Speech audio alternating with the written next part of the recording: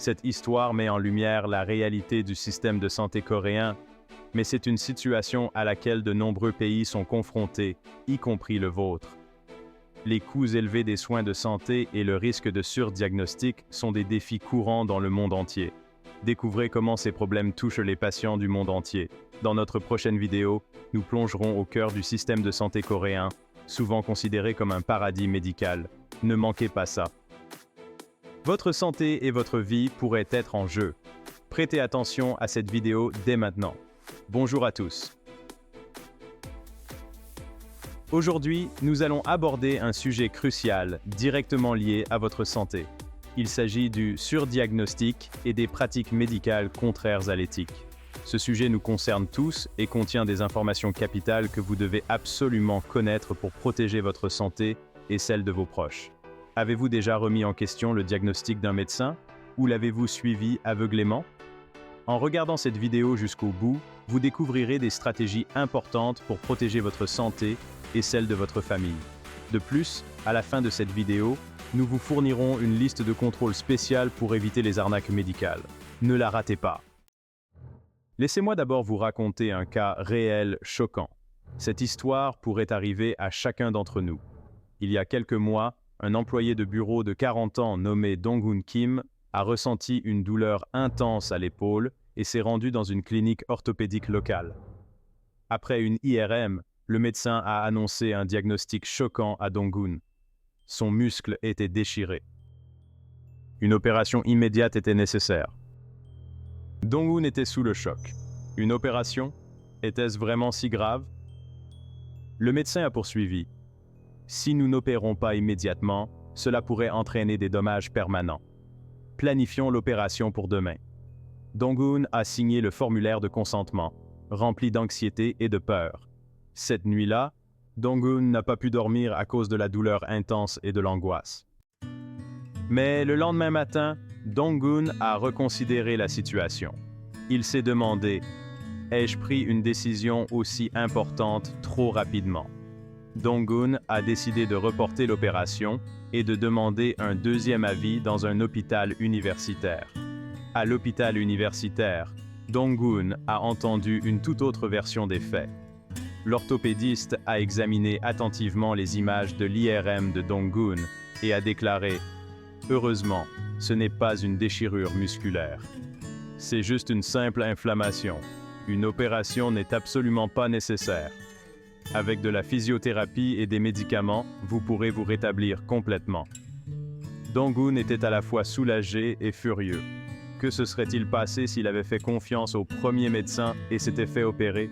La douleur inutile de l'opération, la longue période de convalescence et les coûts exorbitants des soins, tout cela aurait pu être évité.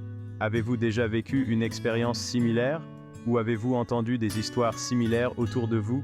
Prenez un moment pour réfléchir et partager vos expériences dans les commentaires. Votre histoire pourrait être d'une grande aide pour d'autres personnes. Que nous apprend cette histoire? Elle souligne à quel point il est important d'être prudent lorsqu'il s'agit de prendre des décisions médicales et de solliciter différents avis. Et au-delà de cela, elle révèle les côtés sombres du système de santé. Mais maintenant, je voudrais vous faire part d'un fait encore plus choquant. Selon un rapport de 2022 du Service d'assurance maladie, il est effrayant de constater que 10 à 20% de toutes les interventions médicales sont potentiellement inutiles ou excessives. Qu'est-ce que cela signifie? Cela signifie qu'un cinquième des traitements que nous recevons sont peut-être superflus. Ce ne sont pas que de simples statistiques. Cela signifie que d'innombrables personnes souffrent de traitements inutiles. Par exemple, une étude de 2021 a révélé que le taux de césarienne dans notre pays est le plus élevé parmi les pays de l'OCDE, alors que l'Organisation mondiale de la santé recommande un taux de césarienne de 10 à 15%, il atteint près de 45% dans notre pays. Cela suggère que de nombreuses mères subissent peut-être des césariennes non nécessaires. Autre exemple, une enquête menée en 2020 par le Service national d'assurance maladie a révélé qu'environ 30% des adultes de notre pays bénéficient d'examens médicaux inutiles. Cela représente un gaspillage annuel d'environ 725 millions de dollars en dépenses de santé. N'est-ce pas choquant? Le fait que les médecins en qui nous avons confiance et sur qui nous comptons fassent parfois passer le profit de l'hôpital avant notre santé. Mais attention, cela ne veut pas dire que tous les médecins sont mauvais ou que toutes les interventions médicales sont inutiles. De nombreux médecins se soucient réellement de la santé de leurs patients et s'efforcent de leur fournir les meilleurs soins possibles. Ce sur quoi nous devons nous concentrer, ce sont les problèmes systémiques et le comportement de certains médecins peu scrupuleux. En réalité, il existe de nombreux médecins extraordinaires. Par exemple, en 2019, un médecin d'un hôpital universitaire a tiré la sonnette d'alarme sur les examens et les traitements inutiles pratiqués dans son établissement. Suite à cela, l'hôpital a subi des réformes majeures et propose désormais des soins de santé centrés sur le patient. Grâce à l'engagement de médecins consciencieux, le domaine médical est en train de changer. Alors pourquoi cela se produit-il? Il y a plusieurs facteurs. Premièrement, la commercialisation des soins de santé. De nombreux hôpitaux fonctionnent comme des entreprises à but lucratif, privilégiant parfois le profit au bien-être des patients. Deuxièmement, la médecine défensive. En raison du poids des erreurs médicales, les médecins peuvent être amenés à recommander plus d'examens ou de traitements que nécessaire. Troisièmement, les attentes et les exigences excessives des patients jouent également un rôle. La croyance erronée selon laquelle plus d'examens et de traitements, c'est toujours mieux, peut conduire à un excès de diagnostic. Quatrièmement, il existe des problèmes inhérents au système de santé lui-même. Le système actuel de rémunération à l'acte incite les médecins à effectuer davantage d'interventions afin d'augmenter leurs revenus. J'aimerais maintenant vous poser une question. Selon vous, lequel de ces facteurs est le problème le plus grave? Et quelle solution pourrait, selon vous, permettre de résoudre ce problème? N'hésitez pas à partager vos réflexions dans les commentaires.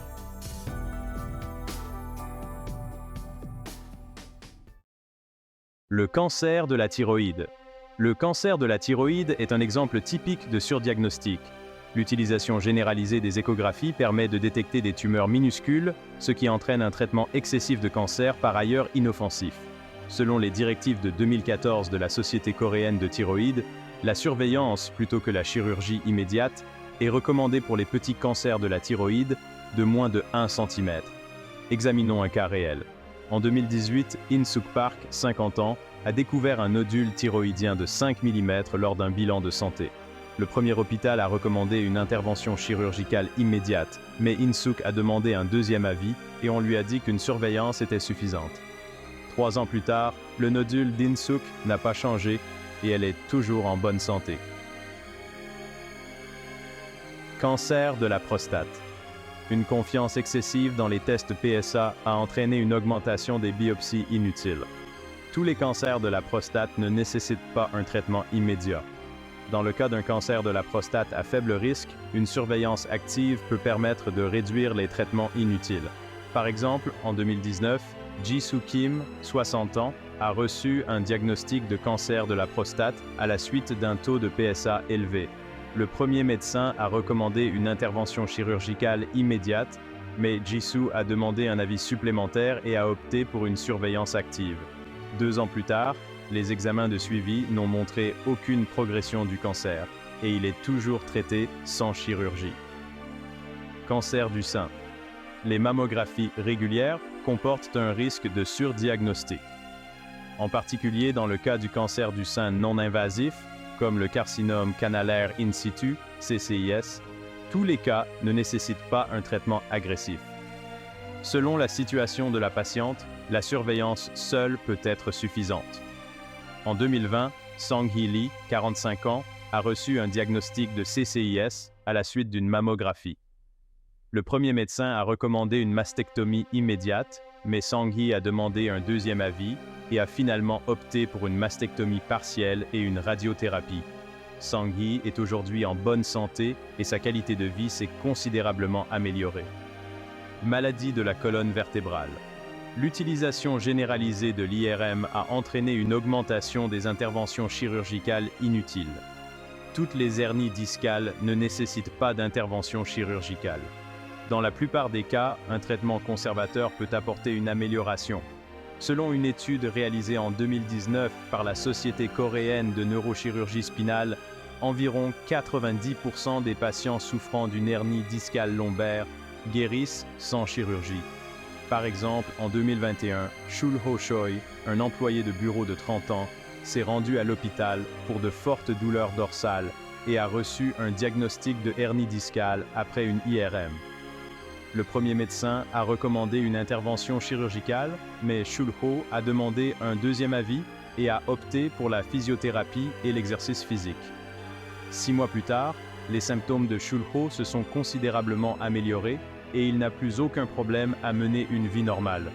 Arthrose du genou. Tous les patients chez qui l'on diagnostique une arthrite dégénérative n'ont pas besoin d'une arthroplastie du genou.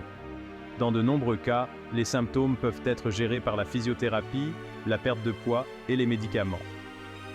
Selon les directives de la Société coréenne d'orthopédie de 2020, la chirurgie ne doit être envisagée qu'en cas de douleur intense et de limitation fonctionnelle.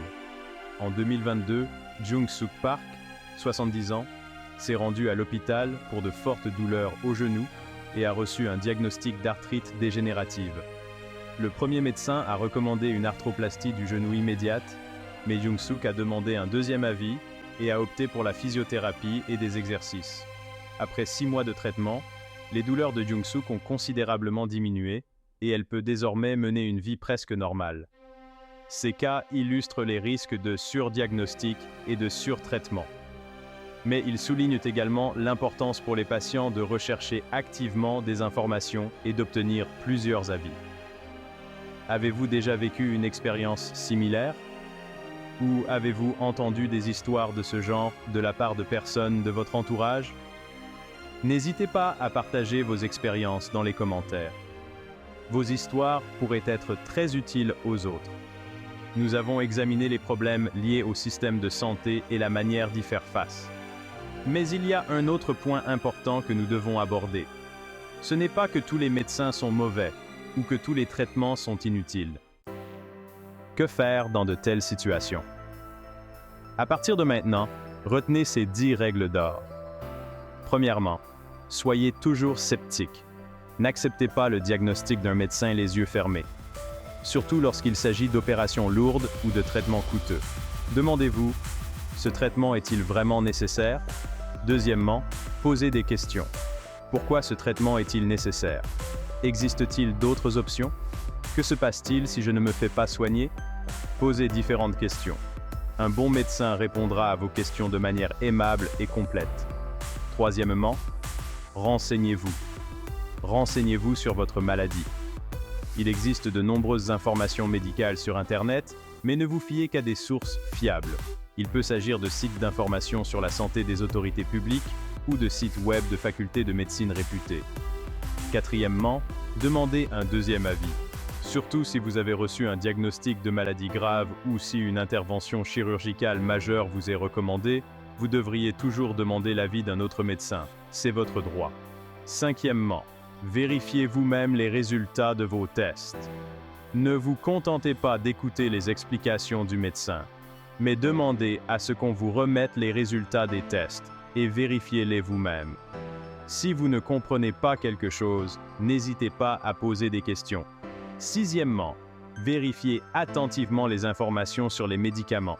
Renseignez-vous toujours sur l'efficacité et les effets secondaires des médicaments qui vous sont prescrits. Demandez à votre pharmacien ou à votre médecin, ou consultez le site web d'information sur les médicaments gérés par l'autorité sanitaire, BFARM. Septièmement, faites confiance à votre instinct. Si quelque chose vous semble étrange, n'hésitez pas à demander confirmation. Comme il s'agit de votre santé, en cas de doute, il vaut mieux prévenir que guérir. Huitièmement, communiquez en détail avec votre équipe médicale. Décrivez vos symptômes, votre mode de vie et vos antécédents médicaux en détail. Cela aidera beaucoup le médecin à établir un diagnostic précis. Neuvièmement, examinez attentivement le plan de traitement. Assurez-vous de bien comprendre chaque étape du plan de traitement proposé par le médecin. Si nécessaire, demandez un plan de traitement écrit. Dixièmement, passez des examens réguliers. Il est plus important de prévenir les problèmes par des bilans de santé réguliers que d'attendre d'avoir des problèmes pour aller à l'hôpital. Soyez toutefois vigilant afin d'éviter les examens inutiles. En suivant ces 10 règles, vous pourrez devenir un consommateur de soins de santé plus avisé. Mais ce n'est pas tout.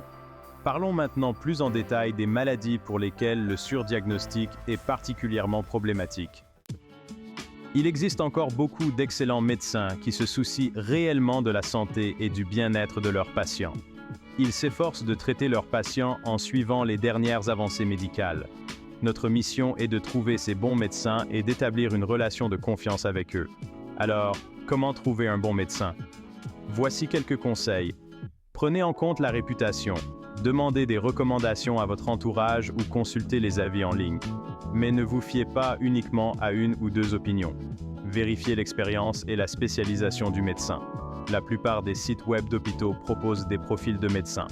Soyez attentif à la première consultation. Assurez-vous que le médecin vous écoute et répond à vos questions avec bienveillance. Faites attention à la façon dont le médecin explique les choses. Un bon médecin vous expliquera tout en termes simples. Assurez-vous que le médecin vous implique dans les décisions de traitement. Recherchez un médecin qui adopte une approche centrée sur le patient. Maintenant, nous devons parler de nos droits en tant que patients. Beaucoup de gens ne le savent pas, mais les patients ont les droits suivants. Le droit à l'information. Vous avez le droit de recevoir des explications claires sur votre état de santé, votre diagnostic et vos options de traitement. Le droit à l'autodétermination. Vous avez le droit d'accepter ou de refuser les traitements proposés. Vous avez également le droit de vous renseigner sur les traitements alternatifs. Le droit à un traitement respectueux. Vous avez le droit d'être traité avec respect, quel que soit votre âge, votre sexe, votre origine, votre religion ou votre orientation sexuelle. Le droit à la confidentialité. Vos informations médicales doivent être protégées et ne peuvent être divulguées à des tiers sans votre consentement. Le droit d'accès à votre dossier médical. Vous avez le droit de consulter votre dossier médical et d'en obtenir des copies. Le droit de porter plainte. Si vous n'êtes pas satisfait des soins médicaux que vous avez reçus, vous avez le droit de porter plainte et de demander des mesures correctives. Connaître et faire valoir ses droits est la première étape pour devenir un patient éclairé. Mais aussi important que soient les droits, les devoirs le sont tout autant. En tant que patient, nous avons les devoirs suivants. Le devoir d'information véridique. Vous devez fournir à votre médecin des informations précises et détaillées sur vos symptômes, votre mode de vie et vos médicaments. Le devoir de suivre le plan de traitement. Vous devez suivre attentivement le plan de traitement convenu avec votre médecin. Le devoir de poser des questions et de comprendre. N'hésitez pas à poser des questions si vous ne comprenez pas quelque chose. Le devoir d'adopter un mode de vie sain. Vous devez vous efforcer d'avoir un mode de vie sain, par exemple en ayant une alimentation équilibrée, en faisant de l'exercice régulièrement et en ne fumant pas. Le devoir de traiter les autres patients et le personnel médical avec respect. Vous devez faire preuve de considération et de respect envers les autres patients et le personnel médical de l'hôpital. En trouvant un équilibre entre ses droits et ses devoirs, nous pouvons véritablement devenir des patients éclairés. On vient d'explorer les aspects sombres du système de santé et comment y faire face. Mais toutes ces informations peuvent parfois sembler insurmontables. C'est pourquoi j'ai préparé quelque chose de spécial pour vous. La checklist du patient averti. Cette checklist vous aidera à prendre des décisions éclairées en matière de santé. Checklist du patient averti. A. Avez-vous bien compris les explications du médecin? A. Avez-vous demandé un deuxième avis sur le diagnostic et le plan de traitement? Avez-vous obtenu des copies de tous vos résultats de tests et les avez-vous examinés personnellement? Avez-vous bien compris la nécessité, l'efficacité et les risques du traitement proposé? Vous êtes-vous renseigné sur les traitements alternatifs? Avez-vous compris l'objectif et les effets secondaires des médicaments qui vous ont été prescrits? Avez-vous examiné attentivement les détails de votre facture médicale? Avez-vous eu des doutes sur l'attitude ou les explications du personnel médical? Vous êtes-vous renseigné à l'avance sur la réputation de l'hôpital ou du médecin? Vous a-t-on recommandé des examens ou des traitements inutiles? Imprimez cette checklist et utilisez-la à chaque visite à l'hôpital. Cela vous aidera à gérer votre santé de manière plus systématique. Nous avons exploré en profondeur les aspects plus sombres du système de santé et comment y faire face. Ces informations peuvent parfois être inquiétantes, mais n'ayez crainte. Ces connaissances sont là pour vous protéger. N'oubliez jamais, votre santé est entre vos mains. Les médecins sont des experts, mais la décision finale vous appartient. Posez des questions, soyez sceptiques, renseignez-vous et surtout, faites confiance à votre intuition. Ensemble, nous pouvons créer un système de santé meilleur. Une relation de confiance et de coopération entre les patients et les médecins. Voilà notre objectif. Êtes-vous prêts? Devenez un patient actif et éclairé et non un simple consommateur passif de soins de santé. Prenez soin de votre santé, car vous n'en avez qu'une. Merci de nous avoir suivis. Pour votre santé, abonnez-vous à notre chaîne et activez les notifications. Dans la prochaine vidéo, nous vous donnerons d'autres conseils sur la gestion de votre santé. Prenez soin de vous.